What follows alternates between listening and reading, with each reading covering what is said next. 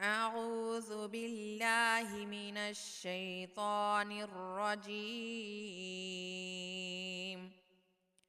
بسم الله الرحمن الرحيم. يسألك أهل الكتاب أن تنزل عليهم كتابا من السماء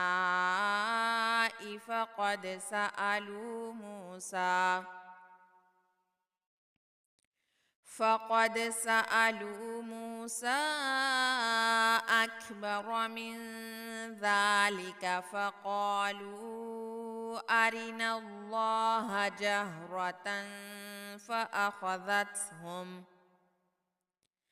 فأخذتهم الصائقة بظلمهم ثم اتخذوا العجل من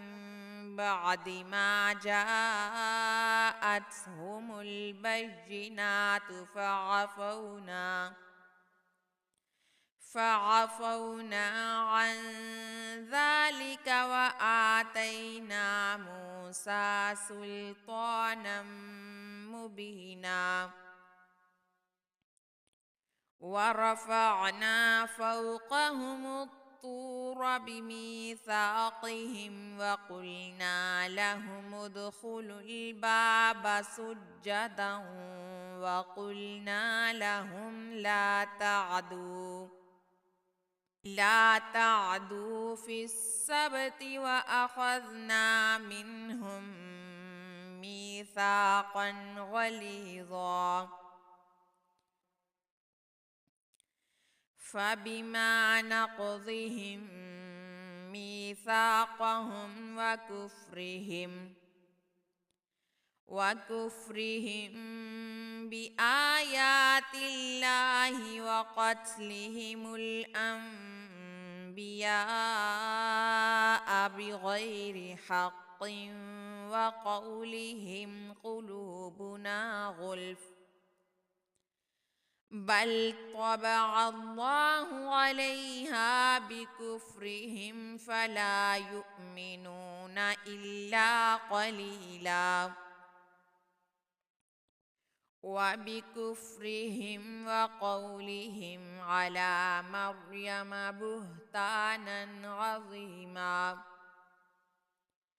وقولهم إنا قتلنا المسيح عيسى ابن مريم رسول الله وما قتلوه وما صلبوه ولكن شبه لهم وإن الذين اختلفوا فيه لفي شك منه ما لهم به من علم إلا اتباع الظن وما قتلوه يقينا بل رفعه الله إليه وكان الله عزيزا حكيما وإن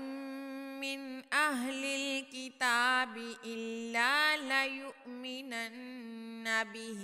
قبل موته ويوم القيامة يكون عليهم شهيدا فبظلم من الذين هادوا حرمنا عليهم طيبات أحلت لهم وبصدهم عن سبيل الله كثيرا وأخذهم الربا وقد نهوا عنه وأكلهم أموال الناس بالباطل وأعتدنا للكافرين منهم عذابا أليما لكن الراسخون العلم منهم والمؤمنون يؤمنون بما أنزل إليك وما أنزل من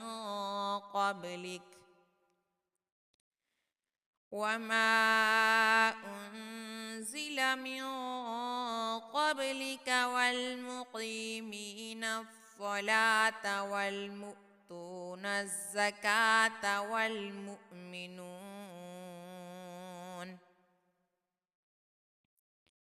والمؤمنون بالله واليوم الآخر أولئك